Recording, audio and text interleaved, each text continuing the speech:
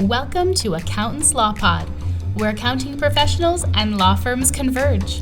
Hosted by Linda Artisani, Sarah Prevost, and Stephen Libhart. Hello, everybody. Welcome back to the podcast. And good morning, Sarah. How are you? Good morning, my dear. I'm pretty well. Getting my first cup of coffee in. I keep forgetting you're a time zone behind me. I've already had coffee almost halfway through the day. It's like yeah, you're halfway through your morning, and meanwhile, I just got back from the gym not that long ago. Oh, good for you. I'm proud of you. Proud of you. Thank you. Every day.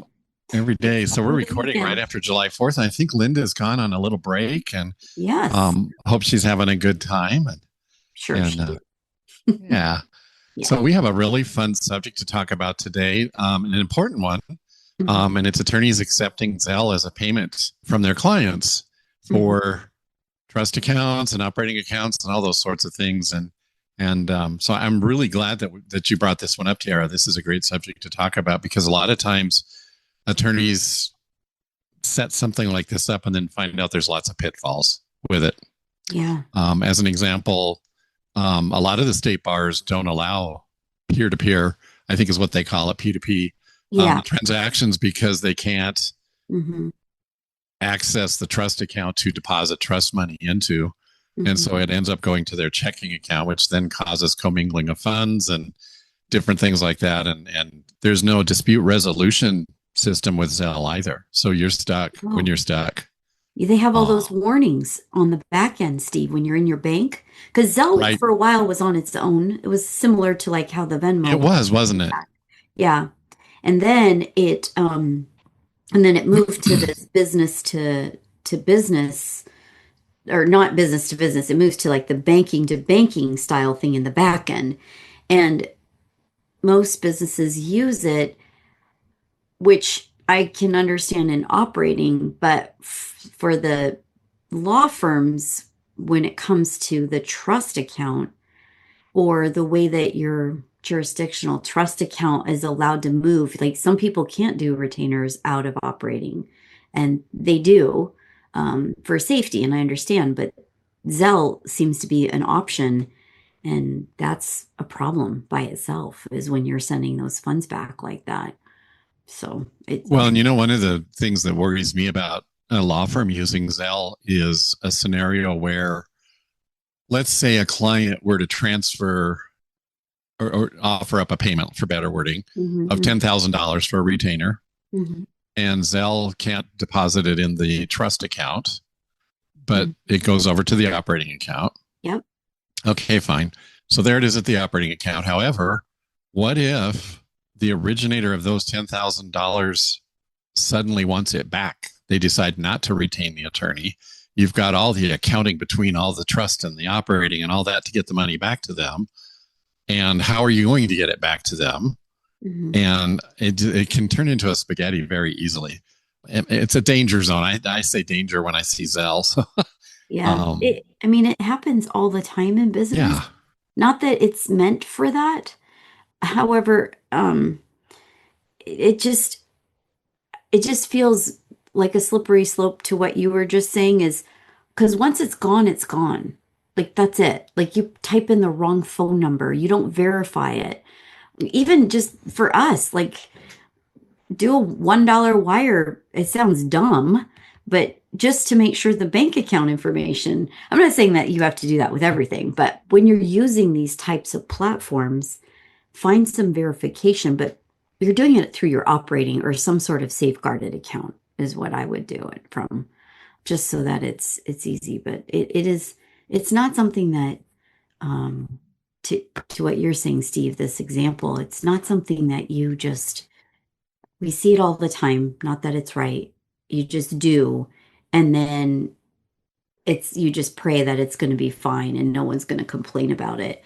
I see it as a problem. Like Steve, if I gave you money through an ACH format, and then you, as the law firm, tell me the only way you can give me my money back is through Zelle, I would have a big problem with that as a client. Well, it seems to me I saw in the news a few months ago that Zelle, I think it was Zelle, was hacked. I could be wrong. But there are challenges with any of those P2P systems. The nonprofit that I'm a treasurer for used PayPal. Yeah. And it got hacked. Yeah. And they froze $19,000 of our money for about 6-7 months. It took that long to get it back. And fortunately, this nonprofit had enough money to cover that lack of cash flow, if you will.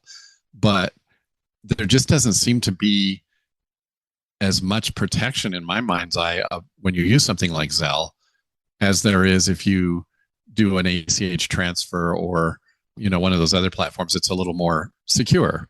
Some of it is. I guess maybe what you're bringing up in my mind is the protection buyer beware protocols, seller buyer beware, but it also is just about maybe how you accept money, because obviously when money leaves in that form of a payment, if you have no payment processor to help dispute it, like a PayPal, and PayPal, obviously Venmo is in that thing, and PayPal Sure. has a lot of doors, I feel like. PayPal itself is plus and minus in a lot of ways. So I totally agree with you. I just feel like it's a little bit of a black hole sometimes. I'm like, well, am I on the business side? Am I on the personal side? It feels very messy to me. Yeah, that's a good way to describe it. I mean, let's use this Yeah. scenario where, again, let's use 10,000 as our number, and I pay you as the attorney via Zelle $10,000, Yeah. and you do the jumping through the hoops to get it out of the operating over to the trust account right away and all of that, and you've done everything right, and then you work for the client, and this happens, and then they grieve you for some reason, and you need to try to get that money back to them, or you don't have Zelle backing you up, I guess is what I'm saying. There's just no backup there. There's no protection there. And if something went, let's forget about the grieving side. Let's say they just have a problem with the Zelle transaction for some reason. They're going to blame anybody they can blame generally, because they just forked out $10,000 and it went through Zelle. And, who's going to feel the brunt of it? The attorney. The onus falls on them to handle that money and somehow get it back to them. And well, I'll tell you, I learned my lesson years ago with Zelle, and I've always had a bad feeling about it. I was purchasing something, and I sent the Zelle money only to realize as soon as I did, I was like, this seems wrong. And I went through all protocols of like filing the complaint and working with the bank, and it was years ago, and I was so frustrated, and I've been very cautious ever since. And I feel like that's the thing, is everyone thinks it won't happen to them. And this was on my personal side, of course, and it was something I was doing personally. And you don't think it will happen to you, and then it becomes important once it does. And you just want to scream from the rooftops when it happens. And I feel like the story there, and why I kind of lean so heavily into like the beware kind of analogy, is those mediums, like you buy something with your credit card, if you need to dispute it, you can go through it. Now, people dispute things unjustly, and that's not right. That's not the point of it. And you're going to ruin it for the rest of us if you keep doing that. But if you were unjustly charged and you need to dispute it, then yes, that you should be able to have that ability. You don't have that. There's no one to go to. When I called the bank, I got routed to the fraud department. Then I got routed to some other thing. I had to file something with the federal government. And it was like, I mean, there's so much scams out there. We just did our security scam thing. It was all about deep fakes. Well, one of the things that Zelle and markets itself as is a very convenient platform. It do is, that money quick, make that transaction happen. Yeah. It's done. You just got that beautiful new vase that you paid by Zelle at the flea market or whatever. Yeah. But it isn't worth the compliance risk for attorneys. It really is not. That fast payment of money to get to work on a case, or whatever the reason is to make it happen so quickly through Zelle, just isn't worth the compliance risk. Yeah. And well, doesn't it feel like commingling?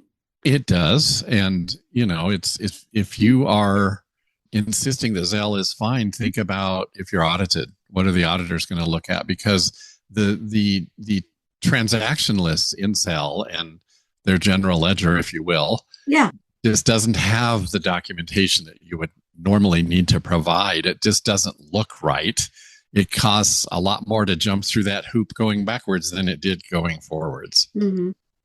Well, the other thing too, in my experience, for myself, even just personally, like if it's hooked up to one bank account and you inadvertently are in a different bank account and you want to use that particular product, it does have some weird banking restrictions because it used to be a standalone product and then it somehow became, which I don't understand why it's a banking I could be wrong. product. I think it was part of Bank of America for a while. I don't remember, but Well, yeah, now it's in like a banking product. Like you use it at the bank level. right, It's not like Square Cash or Venmo. It's on its own. It's part of this like little space, right? Okay, right. so that to me, what I noticed is if you used it on one, you couldn't connect it to like say if you were going to use it like I don't know, Chase Bank or some other bank. I don't know. It's something. It so you lose the historical data that you were saying, and it doesn't actually show up always in the right places. So Right. I'm very confused by how it ultimately is seen on the banking side, but also why the draw is the question I have. If you're a law firm, and sure, yeah, it's easy, but why do it? Is The only that reason really I a can think secure of is way? they want a fast transaction. I think of maybe a personal injury attorney might be a good example where they have to lay out a lot of cash in advance, Okay. which they normally recover when the settlement happens, but sometimes they will request money up front to do court filings and expert witnesses and things like that on behalf of a client. And so I could see that scenario being where a Zelle would be attractive because it's fast cash to get to work on the personal injury case. Now I could be all wet here, but that's the first example that comes to my mind. But it's not worth, again, the compliance exposure. What if, okay, this I've seen happen where, you send the test out or you send a certain amount out. I've seen this before where a Zelle goes out and then it goes out to the same person a few times. And I'm kind of like, is this a mistake? Is this But real? Yeah. it's a limit problem. But then what Ha. if one of those, your agreement and time of settlement and everything's supposed to go out? What if one of them doesn't go out because the bank maybe flags it or something? Now you have a problem with your client. Now that's you owe the client that money. Who's following that? And all That's it the says is point. sell. That's the point I was trying to make a while ago. Then you have Okay. the exposure of an upset client Yeah. who is going to grieve you or really cause, excuse me, I have something in my eye, who's really going to cause a problem Yeah. with the Yeah. whole transaction with you because of this one little piece being broken. It just isn't right. And I think that It's wrong. it's just there's not, just like everything else, like software, there's not a one size fits all. Same True. thing with Zelle. It is not the quick, easy, done and done platform that works well for attorneys at all. And that's why so many state bars, I mean, do your research out there and look at your state bar and see what they have to say. Look at the payment platforms you use, like Confido or LawPay or whatever its latest version is. Be Yeah. careful. Be careful out there, because if somebody's been burned once, somebody else has been burned again with a payment platform like this in this type of environment. Now, again, using the example of if I go to a flea market and I just have to have that lamp that's sitting there, I might Zelle and pay for it and walk away with that lamp. But that's Yeah. not a legal transaction where the funds have to be protected and followed through on. And do you follow me? That's I do follow it because that's what I was saying. It happened years ago. It was my Yeah. personal side. And yeah, I was upset and I went through and filed all the complaint stuff at the time. But it's the same thing. At that point, I mean, I'm owning it on my personal side. But I do often think, Steve, like you're saying, you're a law firm. And to me, the perception of that interaction with your client, is that the first perception you want? Exactly. With that in mind, I would highly Okay. recommend, or we should recommend, Yeah. that in your fee agreements, you clearly spell out each and every platform of payment that you will accept, every method you will accept, Oh, and every method that you cannot accept. And just spell that out so it's clear up front, you know? that's a really good point. And given where we are, I mentioned this earlier, We do monthly. Tira has our team on a cybersecurity training, and we do a monthly thing. And this month was about scams, email scams, deep fakes. It's as simple as, someone with your voice, right? Or asking Sure. for money. And it's always in a quick tick fashion, right? And I think you're right in that if it's maybe that's a spot in your engagement where you're telling your client, these are my things. This is what I'm okay accepting initial here, only for the simple fact of you're taking that extra ethical precaution of saying that this is how you, because people love to say, okay, now I signed up, I just want to pay you like this. Yeah, no, that's not how I get paid. So, As an attorney, I want to protect my client. yeah, I want to protect their money. I want to make sure that there's no uneasiness with the platform that I'm using, no potential exposure like what could happen with a Zelle transaction. It just doesn't fit the legal industry. And that's, again, why so many state bars are talking about it these days. You know what's interesting too, Steve, when I think about it?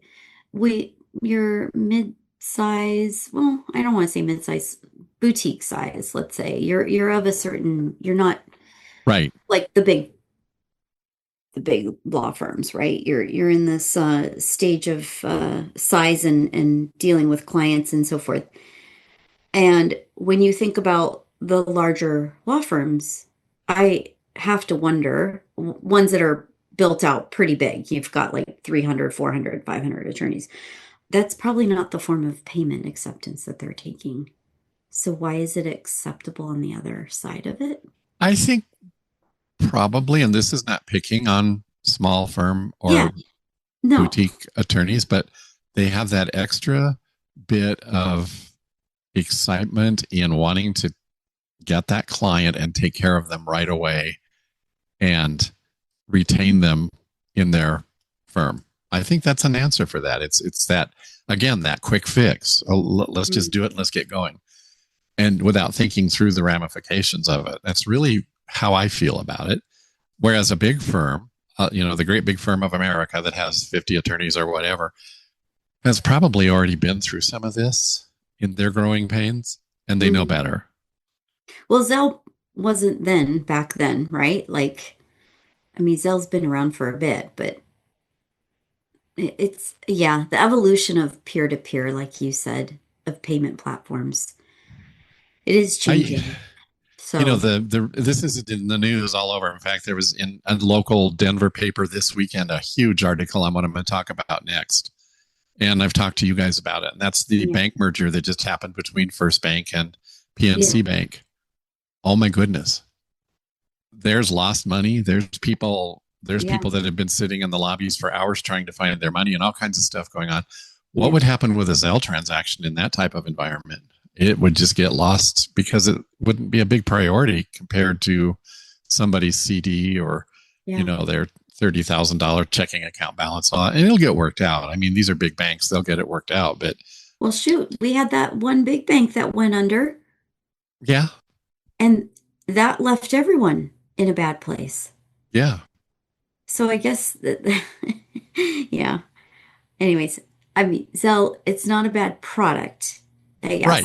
It's just for legal, the legal niche, this is not the format for it in this Not way. what we would recommend at all. Mhm. Please be careful. Yeah. I mean, your contractors, I mean, we see it all the time. People pay them via Zelle. I understand. Okay. Oh On yeah, the you know what? operating. I had an electrician that I found on Thumbtack come to Yeah. my home, and he's like, "I take Zelle. I remember that now." Yeah. I was like, "No, I'll write you a check. Yeah. Will But you just take a even check?" paying contractors, like people, and that's, I understand. But even still, I take the precaution, having years ago gone through my little snafu um, on my personal side, but just making sure, because you don't get the money back. Once it's gone, those are the exact words. Once it's gone, it's gone. That's it. Yeah, There's done. no recourse, there's no support. People get mad at the banks for that, and it clearly states in the disclaimers. That's it. So, I and I don't. see I it just don't on understand invoices. how, as a consumer paying an attorney, if I was like, okay, let's say you're the attorney and I just hired you over the weekend, Yeah. and I sent you that $10,000 this morning by Zelle, and then I've decided to go with somebody else, or I'm not going to proceed with my claim or whatever, and I want that money back. And the attorney says, well, no, you retained me. You signed my agreement. That create, oh my gosh. Even if it's $800, like I see it on invoices presented to clients as a form of payment. I'm like, that's worse. It puts both sides, if you will, in a really kind of weird position to work through. Yeah. Do you get our drift? Don't do it. I think they nailed it. No, I'm kidding. I think we nailed it. Yeah. I think we nailed it. Yeah. Kind of a short podcast or a short subject today, but a very important one. I'm glad we talked about it. Yeah, given like what we're all going through with currently, with the number of increases of scams and issues, and they're getting, I don't want to say more craftier, but they're getting more scam artists are getting more diligent about how they're going about it. So it feels more to the nerve. Like you feel like, oh my God, that's so intrusive how you knew this information about me, or how you knew to figure out that I do X, Y, and Z shopping or whatever. I was in New York City and I had a credit card that I was using that had a high credit limit on it. Yeah. And I still don't know how I got scammed, but I did. And the people who scammed me even had one of those backroom boilerplate sort of phone bank things. And they were buying equipment like pumps and computers and all these things and shipping them overseas and using my credit card. And of course, when I disputed it, it all got stopped on that credit card. And I found the jurisdiction that was investigating these scammers in New York. Mm-hmm. And I told them, this happened to me. This is who I am. I'd like to be a part of this, helping you with the information. They're like, oh no, we're not going to pursue this one. And they got away with, who got burned there? I guess the credit card company. I don't know. Or the merchant that took that's the payment. Hard part. When you're the only ones, right? Like you feel alone in it when you're having these issues. And that is the hardest part, is how to handle and navigate this space. There's so much about, like, okay, this is going to happen, this has happened, now what? But you are like literally piecemealing and learning how to handle it. And then on your own, right? Yeah. And you're out all of this time, money, expense, and not to mention, it does feel like a burglary in a big way. Vulnerability, sure. Yeah. So, and in that situation, you had protections with an actual card. Thank goodness. But in Zelle, do you? I mean, no, you don't. You don't. I know from my own experience. Exactly. That's the question. It's like, I had to get a hold of like the federal, I forget the name of the department, but I had to go on and fill out a form and write a documentation and use the case number from the bank. And we're talking like not that much money, but it was a great lesson for me. And I've been ever since turned off and very cautious about how I proceed to do those things. So, not fun. Take it away, Tiara. If today's episode helped you, please take a moment to like, share, and leave a quick review. It's the easiest way to help other accountants and attorneys find us. And hit subscribe so you never miss an episode. Have a question or topic idea? Reach out to us at info@accountantslawpod.com or just drop us a comment on any of our socials. Your idea might just make it into a future episode. Interested in sponsoring an episode? Get your company in front of our growing community of accounting and legal professionals. And as always, don't forget to join the conversation inside the Accountants Law Lab Mastermind group at accountantslawlab.com. Well, Steve, I have to tell you, the more you've got me thinking through an audit on this topic is more frightening than ever. Yeah, I'm glad we're getting the word out on this one. Again, like you said, Zelle is not a bad product. We're not bashing it here. It's just not a fit, in our opinion, for the legal industry. And again, with so many of the state bars are saying don't do it. Yeah, exactly. Well, thanks for this today. It was good. Yeah, thank you. Yeah. Thanks, everybody. We'll see you next time. Bye.